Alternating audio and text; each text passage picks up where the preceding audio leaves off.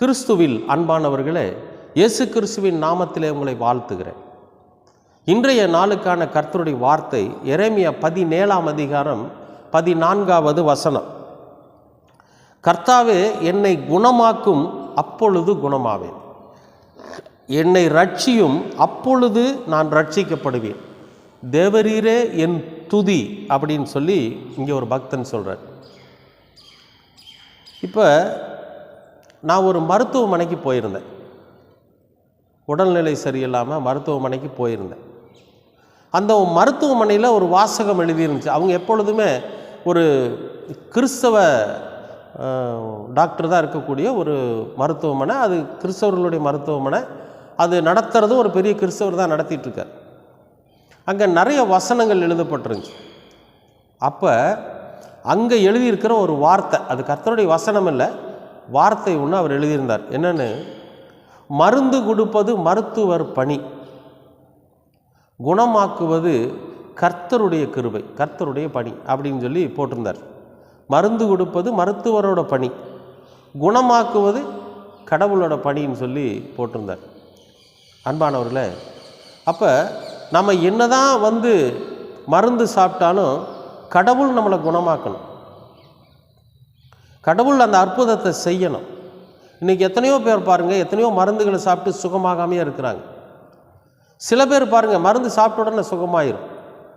ஏன் அப்படின்னா, கடவுள் அவர்களை உடனே சுகப்படுத்துகிறார். சில பேர் என்ன பண்ணுவாங்கன்னா, கடவுள் மேலே நம்பிக்கையே இருக்காது அவங்களுக்கு, மருந்து சாப்பிட்டுக்கிட்டே இருப்பாங்க. இப்போ நம்மை சுகமாக்குவது, குணமாக்குவது யாரோட பணினா கடவுளோட பணி.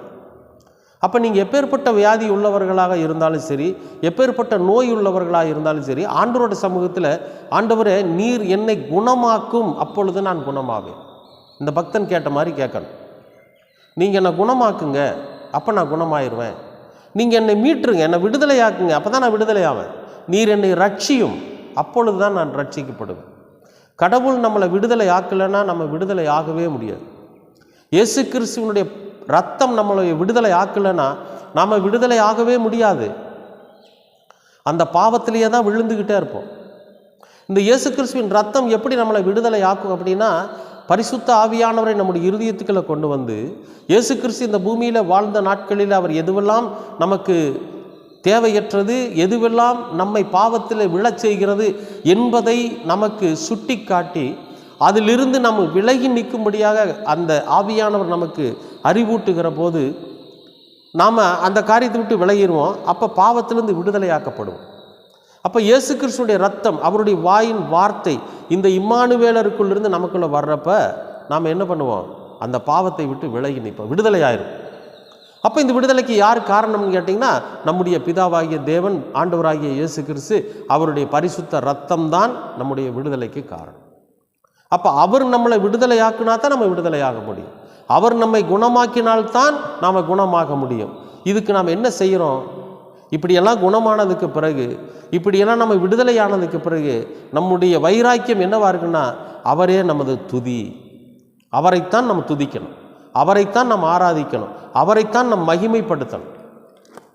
அதுக்காக அவர் சுய புகழ்ச்சியை விரும்புகிறவர் அல்ல, நம்மளை எல்லாம் பெருமை பாராட்டுவாங்க அப்படிங்கிறது அல்ல. நாம் எப்போ அவரை துதிக்கிறோம், எப்போ அவரை மகிமைப்படுத்துகிறோம் அப்படின்னா, கர்த்தருடைய மகிமைனா என்னன்னு கேட்டிங்கன்னா, இந்த இம்மானுவேலர் இருக்கார் பார்த்தீங்களா, இவர் சொன்ன வார்த்தைகள் மற்றவர்களுக்கு நம்ம சொல்கிறோம் பார்த்தீங்களா, அதுதான் அவர் மகிமைப்படுத்துகிற காரியம். அவரை மகிமைப்படுத்துறது அதுதான். அவர் செஞ்ச செயல்களை சொல்கிறதா மகிமைப்படுத்துறது.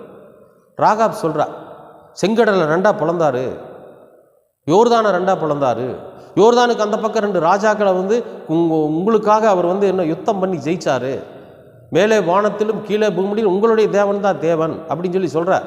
அறியாத ஒரு பெண் யாரோ ஒரு சொன்ன வார்த்தையை கேட்டு என்ன சொல்கிறா, மகிமைப்படுத்துகிறா. பார்த்தீங்களா, அதுதான் கர்த்தரை மகிமைப்படுத்து. அப்போ நாம் நம்முடைய ஆண்டவராகிய இயேசு கிறிஸ்து நமக்கு செய்திருக்கிற நன்மைகளையும், நமக்கு செய்திருக்கிற செயல்களையும், நம்மை வழிநடத்தினதையும், நம்மை விடுதலையாக்குனதையும், நம்மை குணமாக்குனதையும் நாம் சொல்கிறோம் பார்த்தீங்களா, அதுதான் அவரை மகிமைப்படுத்தும். அப்படி அவரை துதிக்கிற போது நம் வாழ்க்கையில் குணமாகவும் ரட்சிக்கப்படுவோம். பாவத்திலிருந்து விடுதலையாகும், நோயிலிருந்து குணமாகும். இந்த ரெண்டும் நிச்சயமாகவே நம்முடைய வாழ்க்கையில் நடக்கும்.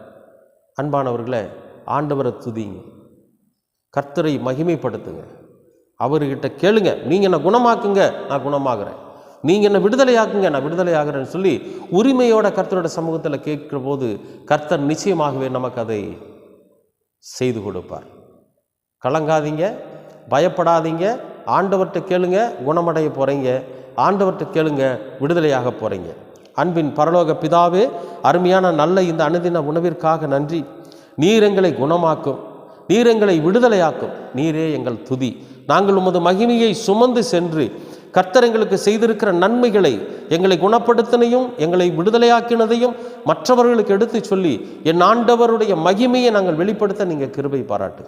உங்கள் இரக்கமும் உங்களுடைய விடுதலையும் உங்களுடைய சுகமும் என்றென்றைக்கும் எங்களோடு கூட இருக்கட்டும். இயேசு கிறிஸ்துவின் வழியாய் கேட்கிறோம் நல்ல பிதாவே. ஆமேன், ஆமேன், ஆமேன்.